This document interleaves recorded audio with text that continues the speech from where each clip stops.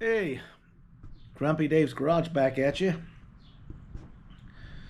You can tell by our beautiful sky and the coolness in the air, we're going to get rain again. Yay. I was thinking about going there and getting started, and I knew as soon as I get everything out there and get everything lined up, get my torque wrench out, get my settings out there, all the parts, wrenches, and everything, and get ready to go to it, the sky would open up. So for the last 45 minutes, I've been just kind of messing around out here. Yeah, it's going to rain. My allergies are kicking up. My homemade spring compressor is going to work. I did a test on it. I didn't leave it compressed. It'll easily compress it over 1 3/4 inches, which is plenty. I'm just going to have to get a couple things done because when it's collapsed, I can't grab it with vice grips. So I'm going to have to get a wrench on the top one to kind of hold it, and try to get the one on the bottom to come off first.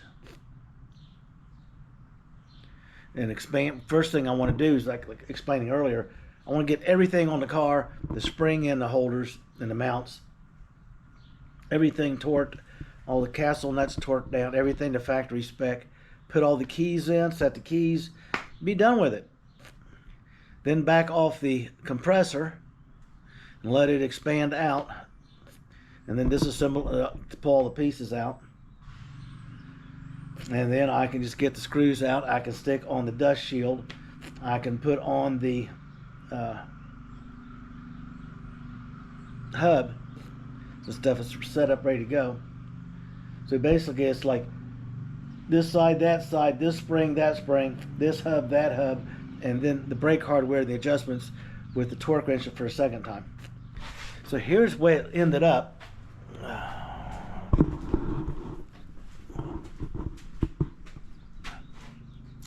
Passenger side, hub brand new, all new parts, caliper redone, all new seals and everything. There's the dust shield. That's everything for the passenger side. Here's the driver's side. I got these twisted around just to keep them out of my way. Okie dokie. You get the same thing. Here's all the nuts and bolts, even the lug nuts to put the wheel back on it. There's the brake stuff. There's the brake clip. I got to clean them up. There's the dust shield. And the Carter keys are here. The new fasteners are here. The brake pads are staying on the shelf.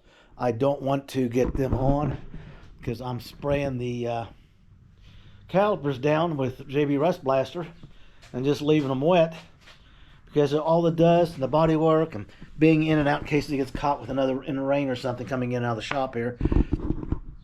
When it comes time, I don't have to clean all that gunk off. Just spray it down with some carb cleaner, some brake cleaner, wipe them down nice and shiny. Drop the pads in, put the 2 retaining clips in, put the 4 keys in place, bleed the brakes, and you're good to go. Everything is done. Done. I just need a break in the weather, and I'm not going to get one. Now on my compression tool, there it is. We just compress it down. This thing here will compress it almost totally down. It'll be that much shorter, which is more than enough to do all the work I want to do, get everything lined up. And then I'll reach in and grab the top with the wrench and try to hold it a little bit, and then I will remove the bottom, pull the plate out, remove the nut slowly, drop the bolt thread out, pull the top plate. By the time it's in place.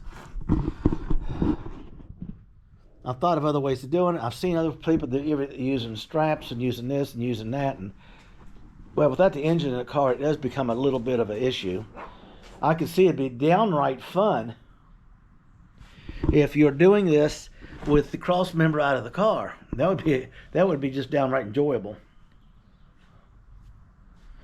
So I got it all done. I showed you earlier.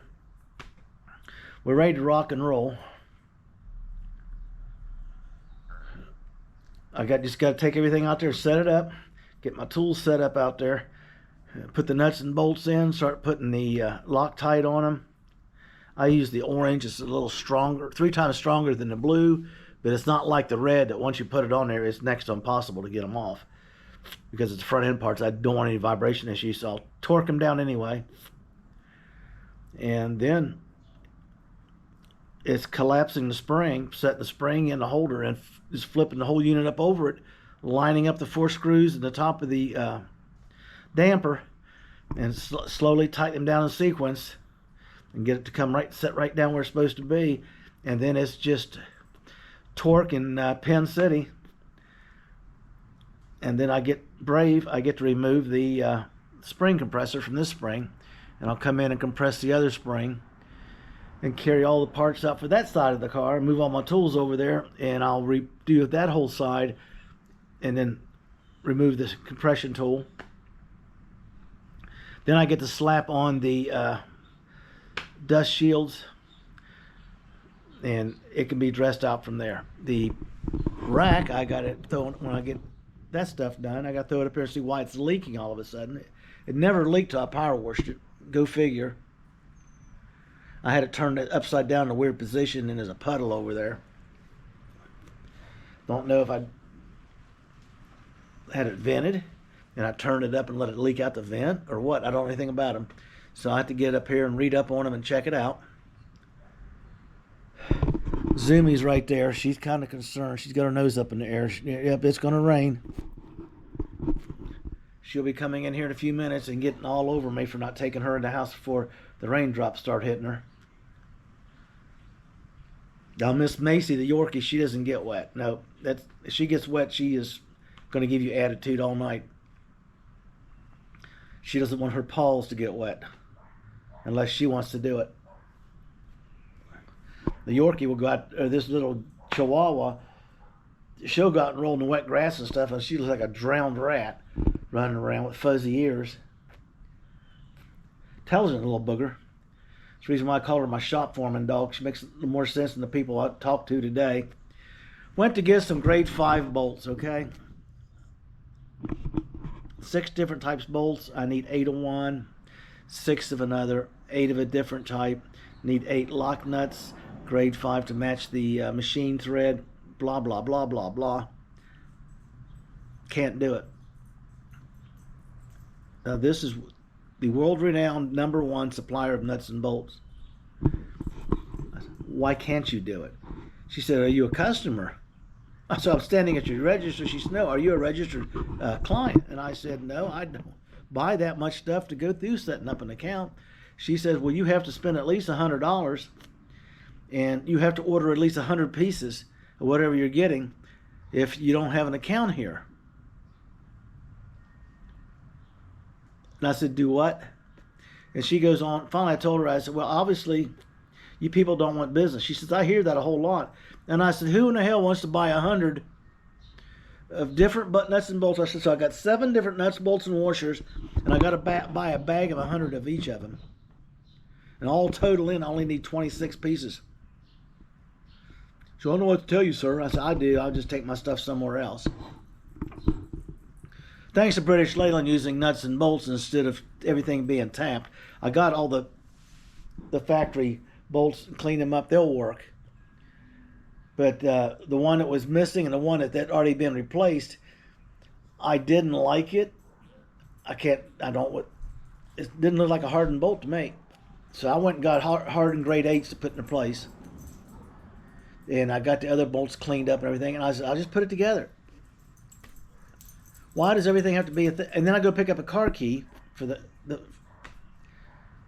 well, this is the key, but you have to approve us to cut the key. And I said, is it the blank? He said, yeah, it looks like the blank. He showed it to me. I said, yeah, it looks like the blank. What do you think? He says, if we cut it, you have to pay for it. We don't give refunds. I checked the key out. It had all the same grooves, everything. I said, okay, cut it. I get it home. The damn thing's too thick. It won't slide in.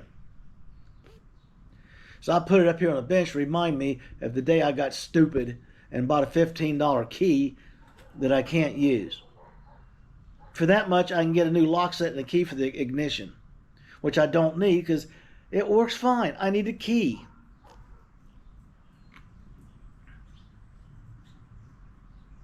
I don't know. That's like the paint that I've used on the $12.99 guarantee this will work paint. And I sent my wife out. She ran over to Lowe's. I don't buy stuff there. She does. $5.49 a can for their brand spray paint. Respray the calipers. They came out perfectly red. No blotchiness, no patchy, nothing. The other paint's got 3 coats on there, and it still looked like it needed another coat. Well, you just saw them over there. We're ready to go. I'm just irritated that starting here shortly, we will have, without anything to do. Are you ready for this? Today is Monday, going on Tuesday. Wednesday, Thursday, Friday, we got rain, and today. So that's 4 days of rain. So I got to get some stuff done because I'm going to be up to my eyeballs and stuff by Saturday because some things are leaving here, like I was telling you, and my motor and transmission. I don't want to be politically incorrect. Will be here so we can start preparing the mock-up. He's dying to get over here and get that thing lined up and mocked up. That's going to be an all-day job because I got to center it in the car. I got to mark the center on the firewall. I got to mark the center on the back of the mock-up so we can sit in front of the car and line them up. And then with the transmission in, I got to get underneath there with the thing and make sure it's lined up more or less to the center of the rear end. And once we get it in there and get it all set, then before we make the transmission mount, I got to get it lowered to 3 to 4 degrees. And so the mount, so it's got the proper slope. And I'll pick up the rest of it when I change the rear end. Because then I can really rock and roll, and you'll really see the car coming together. I try to break a couple tires off the rim with the old scrap steel trick. They won't budge. They've been on there for 20 years. They're rotten. They're ripping apart. I'm going to have to deal with that later. I don't have time to slow down and worry about a damn tire issue. I'll just put 4 tires on it, hold air, and roll it around, not worry about it for right now. Because once the engine and stuff is in it, and everything's welded up, the engine compartment gets painted and cleaned, and all that's set and done. The transmission goes in, the fabricated cross member goes up in. We'll double check everything. And then when it's that point, the heater box will be in, the brake pedal box will be ready to go in. I'll be getting ready to do brake lines and the fuel line. I've got to pull the front wings off, the fenders. There's some issues in there I got to get back on. I do not have a place to put the fuse panel. So I'm going to cut into where the maps pocket goes, weld the box up, cut it out and weld it into that panel, and then get a piece of seal tight for plumbing. I probably got a piece somewhere, a seal tight fitting, and just bring it from that box up inside the area of the car and dump all the wire on the passenger's floor, and then my son can figure out what wire goes where, and he can pull them to engine compartment, to behind the dashboard, to whatever. That's on him. Because if that'll work and he's got everything tagged and wants to do it, I can put the wings back on it and get it in primer and move ahead with the paint. Because the idea is to have the car painted by the time he gets it. I'll have the windows back in, the vent windows back in it. I'll have the windshield on it. The door locks, the door handles, everything will be put back in it. And by the time he's ready to start wiring, I'll be working underneath the rear of the car. I won't be nowhere near where he's working. I won't be touching any of his stuff. I got to pull the rear end out. I got to pull the fuel tank out. I got some issues. I'm not going to reuse it. It's going to have to be really good inside when I look at it with the camera for me to reuse it. And then while I'm back there, I got to do the plumbing for the fuel pump, the pressure regulator, the fuel filter, the lines, and everything. And while I'm scoping all that out, I've got to get the rear end in here that I plan to bolt in and get it ready to go, cleaned up and in place, so I can get it rust proofed and cleaned in there, because it's not really nasty. It's just old undercoating. I'll wire brush it, clean it up, and I'll spray a fresh coat on, let it dry. And then I'll put the rear end in. I'll drop the stuff out of the way. I'll put the gas tank back in. I'll get all the plumbing done on that, the shocks and everything on the rear end. Get the then at that point I can get the drive shaft made, and if it starts up, we can drive it.